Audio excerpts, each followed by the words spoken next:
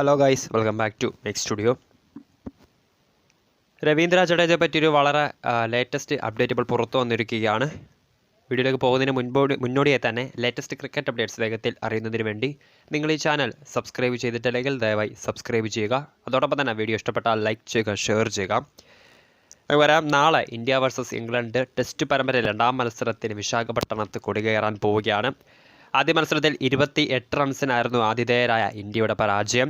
അതിനാൽ തന്നെ പരമ്പരയിൽ ഇന്ത്യക്ക് നാളത്തെ വിജയം വളരെ അനിവാര്യമായി നാളെ വിജയിക്കേണ്ടത് വളരെ അനിവാര്യമായി വന്നിരിക്കുകയാണ്.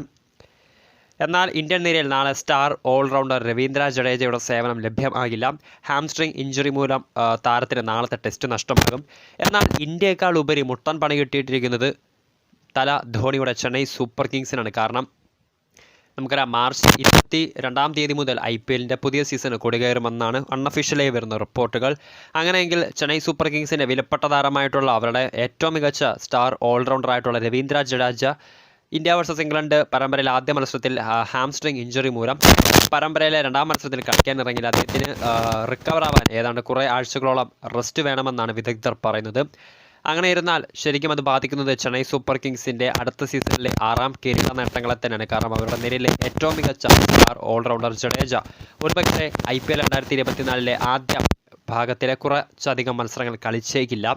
ഹാംസ്ട്രിങ് ഇഞ്ചുറി മൂലം ഒരുപക്ഷെ താരത്തിന് വിശ്രമം ഏതാണ്ട് ചുരുങ്ങിയത് 1-2 മാസത്തെ വിശ്രമം അനിവാര്യമായി വന്നേക്കാം. അങ്ങനെയെങ്കിൽ IPLൻ്റെ ആദ്യ ഫേസിലെ കുറേ അധികം മത്സരങ്ങൾ രവീന്ദ്ര ജഡേജയ്ക്ക് ചെന്നൈ സൂപ്പർ കിങ്സ് നിരയിൽ കളിക്കാൻ സാധിക്കില്ല.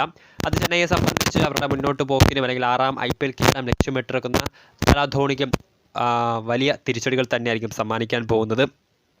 കഴിഞ്ഞ IPL സീസണിൽ ഗുജറാത്ത് ടൈറ്റൻസിനെതിരായ ഫൈനലിൽ അദ്ദേഹത്തിൻ്റെ ആ ഒരു ലാസ്റ്റ് ബോൾ ത്രില്ലർ നമ്മൾ കണ്ടതായിരുന്നു. അവസാന 2 പന്തിൽ 10 റൺസ് വേണ്ടിയിരിക്കെ മോഹിത് ശർമ്മയെ 2 വട്ടം ബൗണ്ടറി അതിർത്തി കടത്തി ചെന്നൈക്ക് 5ാം കിരീടം സമ്മാനിച്ച രവീന്ദ്ര ജഡേജ ചെന്നൈയെ സംബന്ധിച്ച് വളരെ താരം തന്നെയാണ്.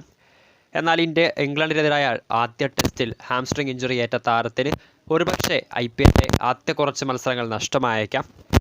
എന്നിരുന്നാലും കാത്തിരിക്കാം. വളരെ പെട്ടെന്ന് തന്നെ ചെന്നൈയുടെ നിരയിലേക്ക് ജഡുഭായ് രവീന്ദ്ര ജഡേജ മടങ്ങി വരട്ടെ. ഒപ്പം ഇംഗ്ലണ്ടിനെതിരായ നിലവിൽ നടന്നുകൊണ്ടിരിക്കുന്ന ടെസ്റ്റ് പരമ്പരയ്ക്കുള്ള ടീമിലേക്കും അദ്ദേഹത്തിന് പെട്ടെന്ന് റീ എൻട്രി നടത്താൻ സാധിക്കട്ടെ. വീഡിയോ ഇഷ്ടപ്പെട്ടാൽ ലൈക്ക് ചെയ്യുക, ഷെയർ ചെയ്യുക. കൂടുതൽ വാർത്തകൾക്കായി മെക് സ്റ്റുഡിയോ എന്ന ചാനൽ സബ്സ്ക്രൈബ് ചെയ്യുക.